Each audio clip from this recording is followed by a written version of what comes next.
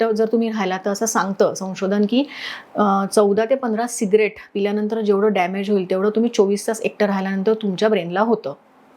Proven आहे. आणि तुमच्या आजूबाजूला आपण सगळे बसले आहोत इथे, तर सेरोटोनिन नावाचं हे खूप महत्वाचं रसायन आहे जे सिक्रीट होतं. तुमच्या आजूबाजूला लोक असतील तर तुम्हाला सुरक्षित वाटलं की तुमच्या बॉडीमध्ये पॉझिटिव्ह चेंजेस घडतात. You need safe connections around you.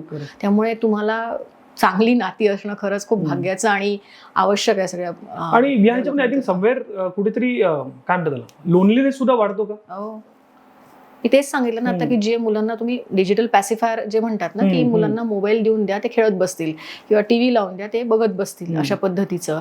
तर आता मी मध्यंतरी मेट्रोनी म्हणजे ऑफिसला जाते त्यावेळेला त्या लेडीज असतात तिथे काम करणाऱ्या मेट्रोसाठी, तर त्या बिचाऱ्या मुलांना तिथे आणतात आणि मग त्यांना आम्ही विचारतो की त्या मुलांना मोबाईल दिलेला असतो त्यांनी की हे खेळू द्या. तर आम्ही विचारलं की हे काय आहे, मॅडम त्याला दुसरं काय देऊ म्हणतात.